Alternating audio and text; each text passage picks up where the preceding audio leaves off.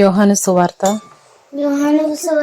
6వ అధ్యాయము 1వ వచనం నుండి 10వ వచనం వరకు. అటు తరువాత యేసు తిబెరియా సముద్రము అనగా గలిలయ సముద్రము దాటి అద్దరికి వెళ్ళెను. రోగుల ఎడల ఆయన చేసిన సూచక క్రియలను చూచి బహుజనులు ఆయనను వెంబడించిరి.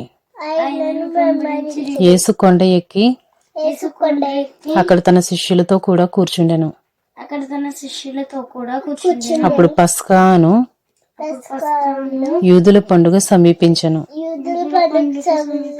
కాబట్టి యేసు కన్నులెత్తి బహుజనులు తన యొద్దకు వచ్చుట చూచి వీరు భుజించుటకు ఎక్కడ నుండి రొట్టెలు కొని తెప్పింతుమని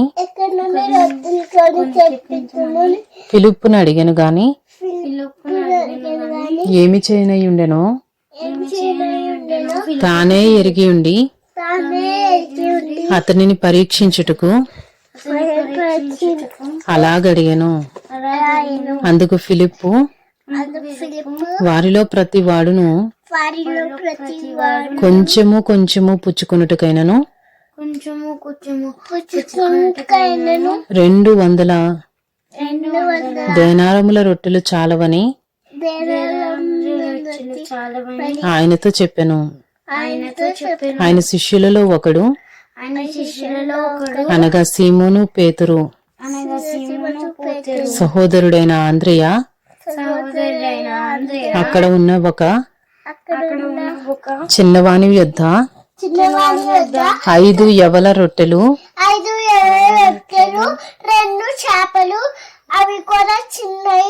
2 చిన్న చేపలు ఉన్నవి గాని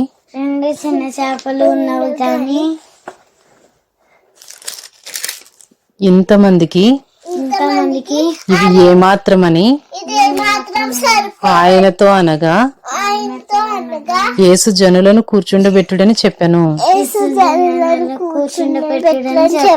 ఆ చోట చాలా పచ్చిక ఉండెను గనుక లెక్కకు ఇంచుమించు 5,000 మంది పురుషులు కూర్చుండిరి.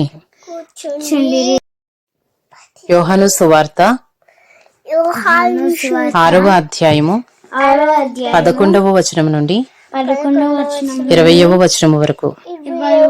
యేసు ఆ రొట్టెలు పట్టుకుని కృతజ్ఞతాస్తుతులు చెల్లించి కూర్చున్న వారికి వడ్డించెను. అలాగున చేపలు కూడా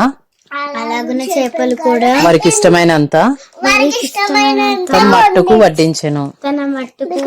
వారు తృప్తిగా తినిన తరువాత ఏమీ నష్టపడకుండా మిగిలిన ముక్కలు పోగు చేయడని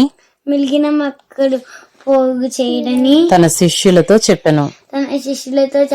కాబట్టి వారు భుజించిన తర్వాత వారి యొద్ద మిగిలిన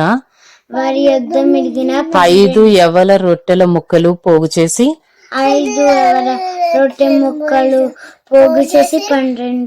12 గంపలు నింపిరి. ఆ మనుషులు యేసు చేసిన సూచక క్రియను చూచి నిజముగా ఈ లోకమునకు రాబోవు ప్రవక్త ఈయనే అని చెప్పుకునిరి. రాజుగా చేయుటకు వారు వచ్చి తన్ను బలవంతముగా పట్టుకుని పోచున్నారని యేసు ఎరిగి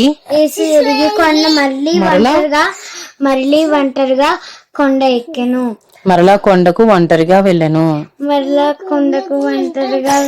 సాయంకాలమైనప్పుడు ఆయన శిష్యులు సముద్రమునొద్దకు వెళ్లి సముద్రం వద్దకు వెళ్ళి దోణి ఎక్కి దోణి ఎక్కి సముద్రపు అద్దరనున్న సముద్ర అద్దరిన కపెర్నహూమునకు పోవుచుండిరి. కూర్చుండి. అంతలో చీకటాయను గాని చీకటాయను గాని యేసువారి యొద్దకు యేసువారి యొద్దకు ఇంకనూ రాలేదు. అప్పుడు పెద్ద గాలి విసరగా సముద్రము పొంగుచుండెను. పొంగుచుండెను. వారి ఇంచుమించు 2 కోసుల దూరము దోణెను నడిపించిన తరువాత యేసు సముద్రము మీద నడుచుచు తమ దోణె దగ్గరకు వచ్చుట చూచి తన దోణె దగ్గరకు వచ్చి చూచి భయపడిరి. అయితే ఆయన నేనే భయపడుకుడని వారితో వారితో చెప్పెను.